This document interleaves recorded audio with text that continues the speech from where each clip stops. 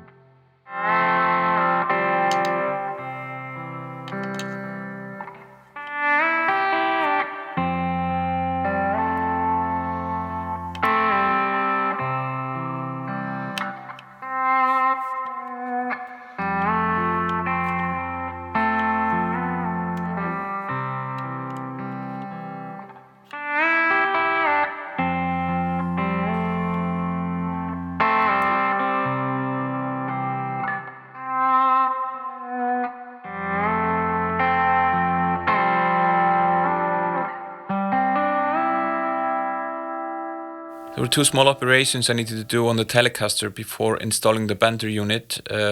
First of all, I needed to drill two small holes so I could attach the bottom of the unit here on the body. A bit of a sacrifice, but that's just how it goes. And then I needed to carve a little bit out of the ashtray, as you can see here, just to make sure that the strings can go through smoothly to the bender unit, as the strings will now be, the G and B strings will now be attached to the bender unit instead of going through the body. The main reason for why I wanted to install these benders onto my Telecaster was so that I could the best emulate the sound of a pedal steel.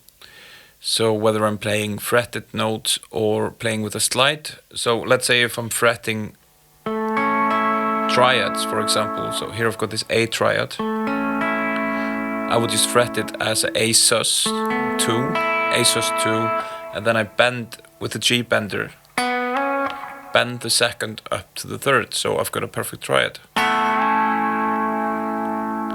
And the same goes if I play this triad here, the D major, just fret it as a D sus 2, and then I use the B bender to bend the second up to a major third.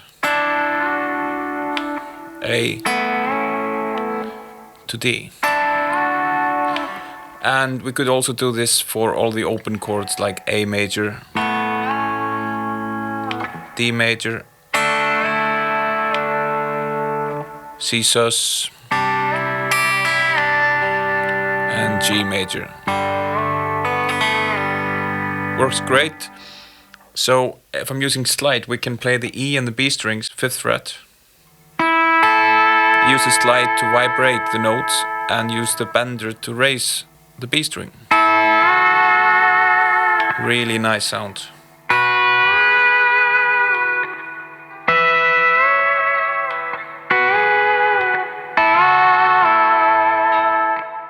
Another cool way you could use the bender, a bit more of a modern sound, is that we could try to emulate the sound of auto-tuned vocals.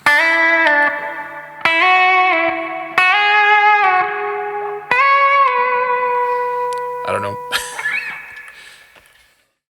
One of the questions I've been getting quite a lot is, does the bender stay in tune? And the answer to that is yes, absolutely.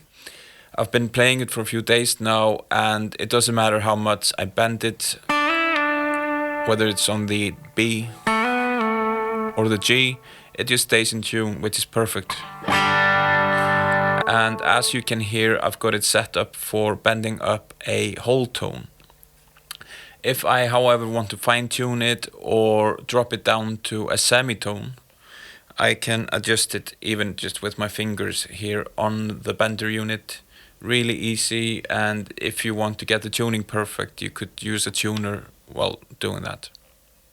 I hope this video answered some of your questions regarding the G and B bender, but if you have any further questions, just put them in the comments below and I will get back to you as soon as I can. Also, if you want to check out David Sertano's website, I did put a link in the description below, so you can have a look at his benders and lap steel guitars. Thank you all for watching, and I will see you again next time.